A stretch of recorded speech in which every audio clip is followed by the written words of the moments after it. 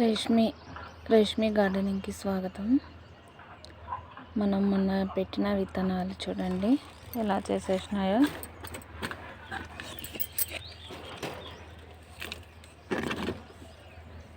జాలి కూడా నేను కప్పి వెళ్ళాను, అయినా కానీ పందికొక్కుల పని వాటి పని అవి చేసినాయి. అసలు సీడ్ ఉందో లేదో కూడా తెలియదు దీంట్లో.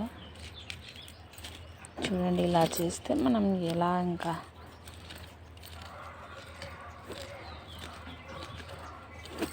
సీడ్ కూడా కనిపించడం లేదు.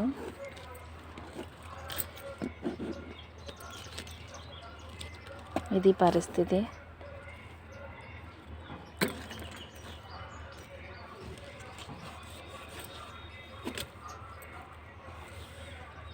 అన్నీ ఇలానే చేసేసి వెళ్తున్నాయి.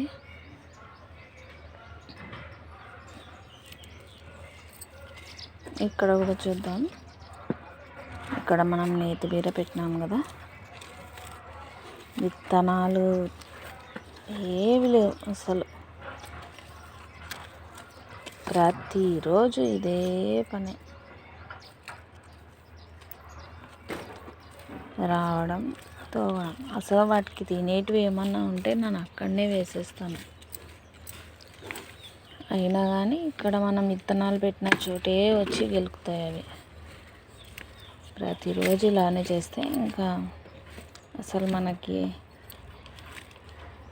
ఏమంటే నాకు మందులు అవి పెట్టి ఎందుకు చంపాలా అనేది చూకున్నాను. కానీ ఇవి చేసి ఇంత బాధ పెడుతున్నాయి. విత్తనాలు ఎన్ని విత్తనాలు వేస్ట్ చేస్తున్నాయంటే అన్ని విత్తనాలు వేస్ట్ చేసేస్తున్నాయి. ఒక్క విత్తనాన్ని కూడా ఉంచలేవు చూడండి. ఇవి మనకి మట్టిని బాగా గుల్ల చేసే పురుగులు చూడండి. ఇలాంటివే పెద్దగా ఉంటాయి లోపల, భూమి లోపల ఉంటాయి ఇవి.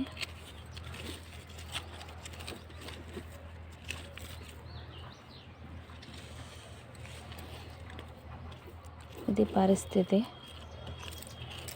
ప్రతిసారి ఇలానే చేస్తున్నాయి. ఇక్కడైతే కొంచెం బాగా వస్తాయని పెడితే నేను అస్సలు ఒక్క విత్తనం కూడా ఉండనియకున్నాయి. చూడండి ఇదే పరిస్థితి. కానీ రైతు అందరికీ భోజనం చేస్తున్నామంటే అందరం ఎంత ఇబ్బంది పెడుతున్నాయో ఇవన్నీ అనిపిస్తుంది ఒక్కోసారి. భూమిలో వేసిన విత్తనం మన నోటి వరకు ఆహారంగా మారి రావడానికి ఇన్ని ఇబ్బందులు పడుతున్నారు రైతన్నలు. మనమేమో ఇక్కడంతా వేస్ట్ ఎక్కువ చేసేస్తాం. చూడండి ఒక్క విత్తనం రావడం కోసం ఎంత ఇబ్బంది.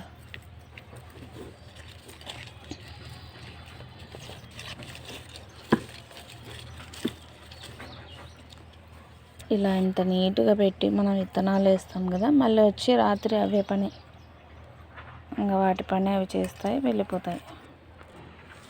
ఈరోజైతే ఈ సీడ్స్కి ఇచ్చిన పొట్లకాయ తీసుకుందాము.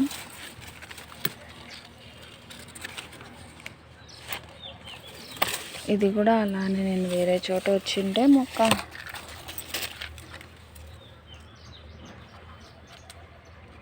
తెచ్చి ఇక్కడ పెట్టినాను.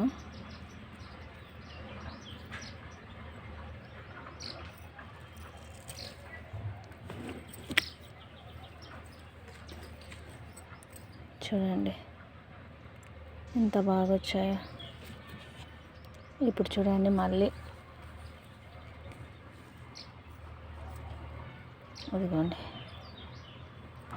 ఇప్పుడు పెడుతున్నాను ఇక్కడ ఇంకోటి, ట్రై చేద్దాం ఇదన్నా వస్తుందో రాదా.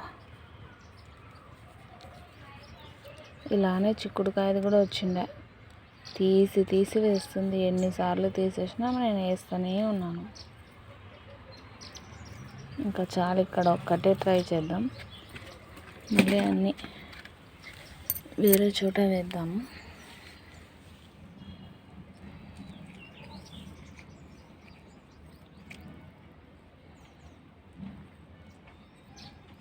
ఒక బంగారం దొరికినంత హ్యాపీ అనిపిస్తుంది విత్తనాలు తీస్తుంటే. చూడండి ఇలా అన్ని విత్తనాలన్నీ